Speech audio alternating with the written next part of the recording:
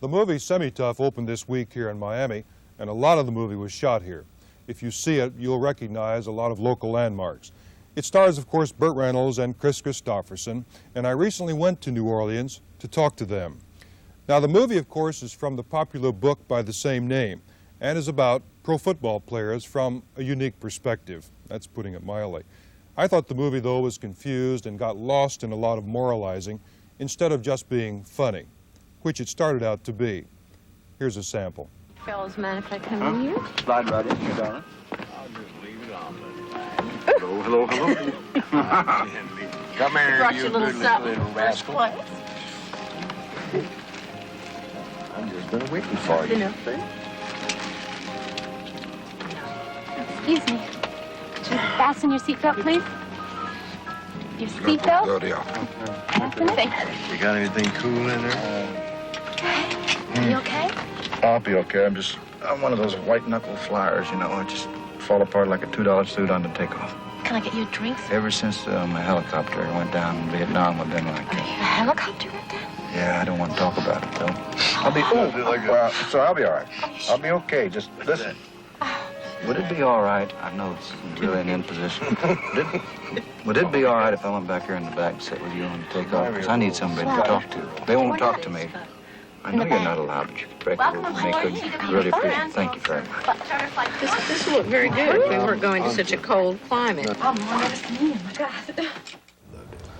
Kris Kristofferson, I don't know how to introduce him, so I'll ask him how you think he should be introduced as a songwriter, musician, rock star, movie star, actor, helicopter pilot, Rhodes Scholar, Phi Beta Kappa, what? What are you most proud of right now? That sounds like such a rhetorical question. It does indeed. There must be a name for that in that technique. Well, the studio calls it Renaissance man. I don't know if that's... No, I meant the technique of praising someone and doing the act of describing what you're asking me to do. Good question. I would probably balk at schizophrenic, but anything above that I'll settle for. Well, some people might say you couldn't stick to one thing. I don't know. Yeah, or master of... Jack of all trades, master of none. And I think the term Renaissance man sounds so neat, you know. It's a little sweeping for a songwriter. Did you start out to be in show business? Has that always been something you've wanted to do? I didn't think so. I wanted to be a writer. I must have wanted to be a performer, though, or I wouldn't have ended up being one. You've had some problem with alcohol. Would you call yourself were you ever an alcoholic? I don't know if I was an alcoholic. I was definitely a problem drinker, I would say, because it got to the point where it was affecting my work. But I wasn't an alcoholic in the sense that I could take a drink and be blasted, you know, which was part of the curse because I drank so much. But I drank over a long period of time, and I think it affected my behavior. Why does that seem to be such a part of creativity?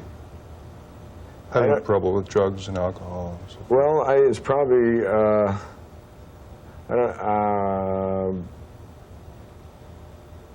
would imagine that the people involved, the artists, are on emotional borderline cases a lot of times, you know. And I wouldn't blame it on the art. I don't know whether art is something that comes from this disease.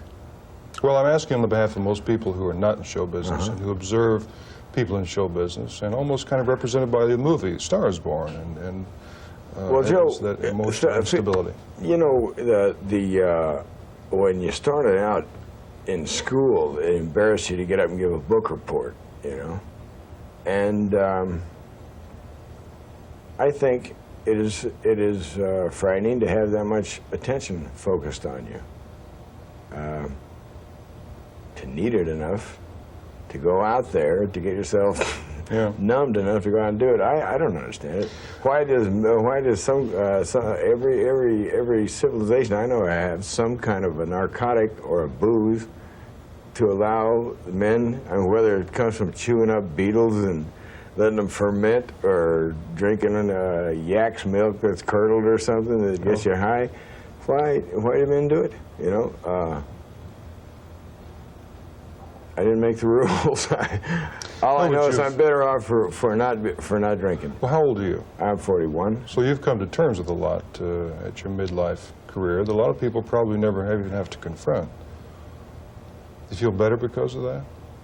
Oh, for quitting drinking, for example? Just that, but you've gone through a lot of things, a lot of intellectually exercises, which a lot of people never get to. A lot of people never have the adulation, never have the chance to expand their creative juices. And you've done all of it. Yeah, well, that's tremendous good fortune, to be allowed to make a living at something that you love to do and would do for nothing. Because when I got into when I left the so-called straight world and went in to be a songwriter, and a failure, nothing mattered but the writing. And to find out that I can make more than comfortable living for me and mine and support different things that I want to. But I would say you got it made, nevertheless, Yes, right? yes, Okay. that's what I meant. Great. I think I've got it made. Who Okay. could argue? Ladies and gentlemen, we have to end on someone having it made. It sounds good, doesn't it?